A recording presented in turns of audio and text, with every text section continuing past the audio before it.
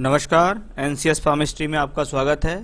हमारे सामने एक 18 वर्षीय युवक की कुंडली है, एक बच्चे की कुंडली है। हमारे सामने 18 वर्ष का बच्चा है ये। उसके बारे में हम यहाँ देखेंगे educational life, married life, professional life, क्या इस हॉरोस्कोप में गुण है, वो उनके बारे में हम बात करने जा रहे हैं। ये कुंडली एक वृषभ लगन की कुंडली है, यानी लगन के स्वामी शुक्र हैं और चंद्रमा कन्या राशि में बैठे हुए हैं, यानी राशि के स्वामी जो हैं वो बुध हैं।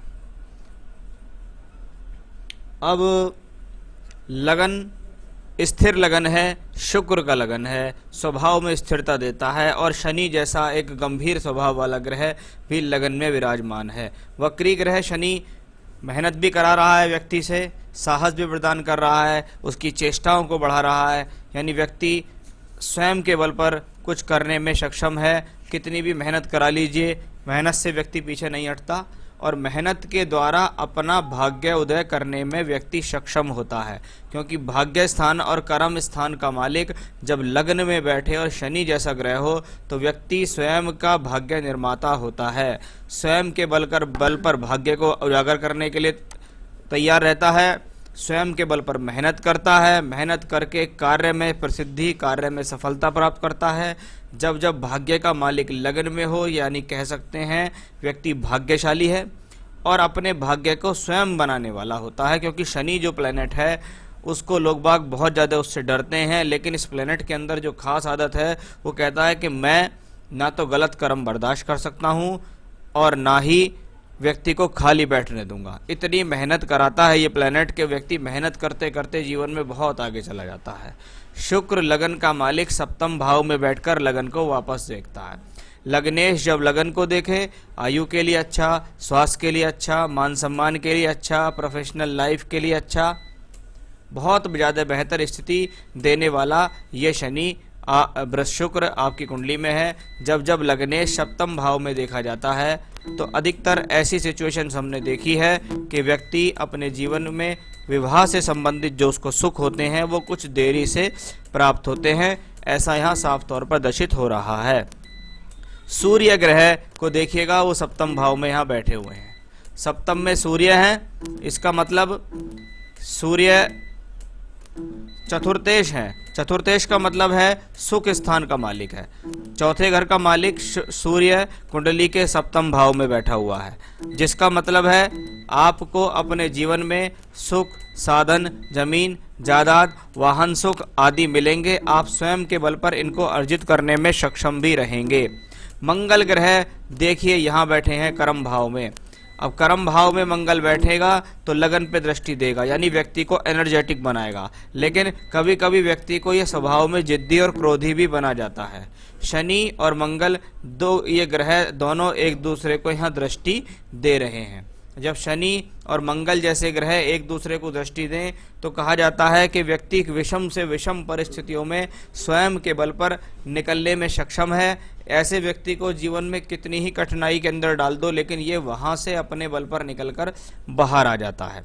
पंचमेश बुध भी बैठा हुआ है सप्तम भाव में। इसका मतलब है धन स्थान और पंचम भाव का मालिक केंद्र में बैठा है। एजुकेशन के लिए अच्छा, बुद्धि के लिए अच्छा, मार्गदर्शन के लिए अच्छा, वे ऑफ टॉकिंग के लिए अच्छा, साथ ही साथ वाणिज्य जैसे चीज़ों में पकड़ होना भी ऐसे लोगों के साथ देखा जाता है। तो ये कॉम्बिनेशंस अपने आप में बहुत अच्छा कॉम्बिनेशन है, जो आपको घर परिवार से भी सहयोग दिलाएगा, स्वयं के बल पर भी आप धन कमाएंगे, घर परिवार से भी आपको पैसे का सपोर्ट मिलेगा। चंद्रमा पंचम भाव में बैठे हैं। तीसरे घर का मालिक जब पंचम भाव में बैठे तो व्यक्ति के भीतर कुछ कलात्मक रवैया भी होता है, कुछ कलात्मक गुण भी उसके अंदर विद्यमान होते हैं। इसका मतलब है एजुकेशन से हटकर कुछ गुण ऐसे भी व्यक्ति के अंदर होते हैं जो कलात्मक स्थितियों को दर्शाते हैं। जैसे कुछ लोगों को पेंटिंग, डांसिंग, आर्ट, कला, इन चीज़ों में भी कुछ ना कुछ महारत हासिल होती है। यानी ये बच्चा सिर्फ पढ़ाई वाला ही नहीं है, कहीं ना कहीं इसके अंदर और भी अदर एक्टिविटीज़ हैं जो उसको इन सब चीज़ों के अंदर पारंगत कर रही हैं। यानी पढ़ाई के साथ साथ कुछ अन्य ज्ञान भी व्यक्ति अपने जीवन में रखता है। सप्तम भाव का मालिक मंगल इस कुंडली के अंदर है, जो कि यहाँ दशम भाव में बैठा हुआ है। दशम भाव में अगर मंगल जैसा ग्रह बैठ जाता है, वो द्वादशेश भी है, तो आपके कर्म को दूर स्थानों से जोड़ता है। आप दूर स्थान पर जाके कर्म करते हैं, स्थान परिवर्तन होते हैं, कर्म के लिए यात्राएं होती हैं, पूरा जोश व्यक्ति के भीतर होता है, सभी प्रकार के कार्य करने में व्यक्ति या दक्ष होता है। साथ ही साथ ये एक अच्छा कॉम्बिनेशन इस कुंडली में है कि यदि व्यक्ति जीवन में चाहे तो सरकारी नौकरी की तैयारी कर सकता है और सरकारी नौकरी प्राप्त भी कर सकता है। बात करेंगे बृहस्पति राहु के योग की। बृहस्पति जैसा ग्रह वक्री है। बृहस्पति को विवेक का कारक कहा जाता है। विवेक का कारक का मतलब है आपकी बुद्धिमत्ता को शो करने वाला प्लेनेट। एक तो होता है गणित, एक होती है विद्या, यानी शिक्षा और विद्या में बहुत अंतर होता है। शिक्षा आप स्कूली शिक्षा करते हैं, विद्या जो कि सामाजिक होती है। तो सामाजिक रूप से विद्या या सामाजिक रूप से अक्ल, समझदारी या विवेक आने में ऐसे लोगों को समय लगता है। जब गुरु राहु के साथ होता है तो कुछ लोग उसे गुरु चांडाल योग भी कहते हैं। इसका मतलब ऐसी स्थिति में व्यक्ति का विवेक शून्य हो जाता है, राहु उसके ऊपर हावी हो जाता है और व्यक्ति समाज से हटकर कार्य करना शुरू कर देता है। जो उसके मन में आता है उस कार्य को करना शुरू कर देता है। वो कहता है कि जैसा मैं कर रहा हूँ या जैसे मैं सोच रहा हूँ वही सही है, बाकी सब गलत है। तो वो कॉम्बिनेशंस है। साथ ही साथ धन स्थान में गुरु राहु का योग पैसे के लिए अच्छा नहीं माना जाता। लोगों को अपने धन संचय पर ध्यान देना चाहिए कि जीवन में पैसा जोड़ो, नहीं तो एक स्थिति ऐसी आएगी कि कमाया बहुत है जीवन में, लेकिन जब अपने मतलब की बात हुई तो पैसा गवा दिया। तो ये तो थी इस हॉरोस्कोप के प्लैनेट्स की बात। अब यहाँ देखिएगा, नवांश में लगन में शनि है, सप्तम भाव में मंगल है। अच्छी बात यह है कि लगन का मालिक और सप्तम भाव का मालिक बुध बृहस्पति एक साथ अपनी यहाँ बैठे हुए हैं, जो कि आपके वैवाहिक जीवन को मजबूती देते हैं। लेकिन शनि, सप्तम में मंगल और कारक शुक्र जब छठे घर में पहुंच जाता है तो ये वैवाहिक जीवन में प्रॉब्लम देने में भी सक्षम है। यानी हस्बैंड वाइफ के बीच में वैचारिक मतभेद होंगे, लेकिन डाइवोर्स नहीं होगा, अलगाव नहीं होगा। तो कुंडली के अंदर शादी के डिले होने के भी कॉम्बिनेशंस आए हैं और हस्बैंड वाइफ के बीच में प्रॉब्लम के कॉम्बिनेशंस भी आए हैं। व्यक्ति मांगलिक नहीं है, किसी प्रकार का कोई दोष नहीं है। जब भी शादी करें, शादी का मिलान करके, यानी कुंडली मिलान से शादी करें, गुण मिलान से शादी बिल्कुल भी ना करें। राहु की महादशा इस बच्चे को चल रही है। राहु बुध की राशि में बैठा है। बुध बैठा है सप्तम भाव में, शुक्र सूर्य के साथ एजुकेशन की दशा चल रही है। लेकिन जब बृहस्पति राहु के साथ होता है तो वही सामाजिकता से हटके चलना, बड़ों की बातों की अवहेलना कर देना, अपनी बात को आगे रखना, जिद कर रखना, सुनना सबकी, करना अपने मन की, ऐसे कॉम्बिनेशन इस योग के कारण आ रहे हैं। बुद्धि के हिसाब से ये कॉम्बिनेशन ठीक है, एजुकेशन के हिसाब से ये कॉम्बिनेशन ठीक है, क्योंकि राहु की दशा इनको अगस्त 23 तक चलेगी। तो दशा के हिसाब से स्थिति ठीक चल रही है, लेकिन दिमाग के हिसाब से, बुद्धि के हिसाब से ये स्थिति ठीक नहीं है। जब राहु और केतु से संबंधित स्थितियां बृहस्पति को पकड़ लेती हैं तो व्यक्ति को ये पता ही नहीं होता है कि तुम क्यों जीवन में आखिर कर क्या रहे हो। एजुकेशन है, पढ़ाई बचपन से करते आ रहे हैं, अब भी पढ़ाई कर रहे हैं, लेकिन उस पढ़ाई का फ़ायदा क्या है? उस पढ़ाई को आगे जाके किस एरिया में ले जाना है, या घर वाले क्या कह रहे हैं, या आपके बड़े आपको क्या समझा रहे हैं, उसका ध्यान रखें।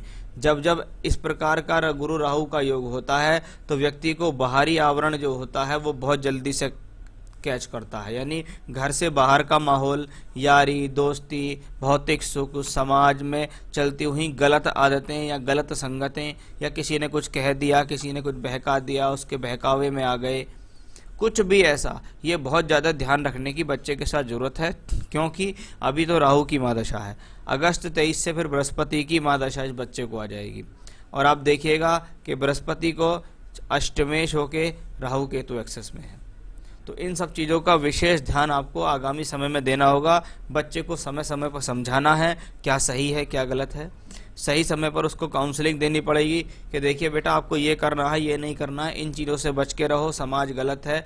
क्योंकि ऐसे लोग थोड़े स्वभाव में भोले होते हैं। ये वृषभ लगन है, वृषभ का मतलब होता है बैल, बैल सीधा होता है, सीधा चलता है, किसी से कुछ कहता नहीं है। तो कभी कभी लोग इनके भोलेपन का फ़ायदा भी उठा सकते हैं, तो उनका इनको विशेष ध्यान यहाँ देना होगा, आपको भी ध्यान रखना होगा। अभी ये इकोनॉमिक्स एंड डाटा साइंस में ग्रेजुएशन कर रहे हैं, तो एजुकेशन के हिसाब से तो ठीक है। देखो, एजुकेशन के हिसाब से मुझको कोई इसमें प्रॉब्लम नहीं दिखती। प्रॉब्लम कहाँ से दिखती है? वो स्थिति है कि कहीं ना कहीं आपको अपने विचार, अपनी बुद्धि, अपना दिमाग, इन सब पर स्थिरता रखनी होगी।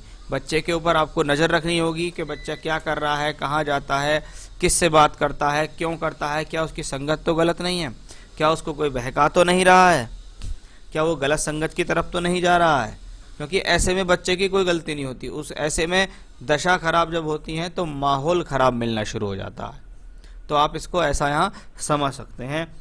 हेल्थ वाइज मुझे कोई बहुत बड़ी प्रॉब्लम इस चार्ट में दिखाई नहीं दी। आयु के हिसाब से भी कुंडली अपने आप में ठीक रहेगी, एजुकेशनली भी ठीक रहेगी। अभी तो इनकी उम्र जो है वो 18 वर्ष है, तो इन्होंने हो सकता है फर्स्ट ईयर में ही हो ये, तो उसके बाद इनको अगस्त 23 तक जाते आते पूरा ग्रेजुएशन इनका कंप्लीट हो जाएगा, 22 और 23 के आखिरी तक। फिर चलेगी बृहस्पति की दशा। बृहस्पति में एक चीज़ अच्छा है, बृहस्पति यहाँ से बैठकर 10th हाउस को देख रहा है, और इनकी दशमांश कुंडली में भी बृहस्पति देखिए यहाँ 6th हाउस में बैठा है, 6th लॉर्ड होके बैठा है और दशम भाव को देखता है। यानी एजुकेशन जो है वो उससे और आगे बढ़ने वाली है, कोई ना कोई प्रोफेशनल क्वालिफिकेशन होने वाली है। जैसे ये इकोनॉमिक्स एंड डाटा साइंस कर रहे हैं तो इसमें इनको मास्टर्स करने का भी मौका मिलेगा आगे, तो इनकी एजुकेशन आगे बढ़ाइएगा, बहुत अच्छा रहेगा। फिर बाद में जाके ऐसे लोग घर से दूर जाकर रहते हैं, घर से दूर जाकर काम करते हैं, दूर जाके जॉब करना, विदेश तक जाने के भी योग इस कुंडली के अंदर दिखाई दे रहे हैं। तो वो कॉम्बिनेशंस भी यहाँ दिखता है। तो करियर के हिसाब से ठीक है, एजुकेशन के हिसाब से ठीक है, हेल्थ के हिसाब से ठीक है। मैरिज की बारे में बात करते हैं। गुरु में बुध की दशा, यानी अप्रैल 28 से अगस्त 30, ये वो समय होगा गुरु में बुध का जो ज़्यादा बेहतर होगा इनकी शादी के लिए। शादी का मिलान करके शादी करनी है, कुंडली मिलान ही करें, गुण मिलान के चक्कर में ना आए, तो ही आपके लिए ज़्यादा बेहतर यहाँ रहने वाला है। तो ओवरऑल सभी प्रकार की स्थितियाँ मैंने आपको यहाँ बताई हैं। वर्तमान की दशाओं के हिसाब से देखें या कैसे भी, इस बच्चे को भगवान शिव की आराधना रोजाना करनी चाहिए। भगवान शिव का स्तोत्र पाठ है रुद्राष्टकम का पाठ ये खुद करें। सोमवार के दिन शिवलिंग पर जाकर जल चढ़ाएं, ओम नमः शिवाय का मानसिक जाप करें, तो इनके लिए बहुत ज़्यादा बेहतर रहेगा। एक अच्छी क्वालिटी का पन्ना, इनको 6.25 रत्ती तक का पन्ना, एक अच्छी क्वालिटी का पन्ना आपको इनको पहनाना है। आपको चाहिए तो मैं भी आपको सर्टिफाइड और अच्छी क्वालिटी का स्टोन की रिंग बनाकर सिल्वर में आपके एड्रेस तक प्रोवाइड करा सकता हूँ। तो ये था इस हॉरोस्कोप का एनालिसिस, और आपके द्वारा पूछे गए सवालों के जवाब मैंने आपको यहाँ दिए गए हैं। बच्चा जीवन में तरक्की करे, यही हमारी शुभकामनाएं हैं। नमस्कार।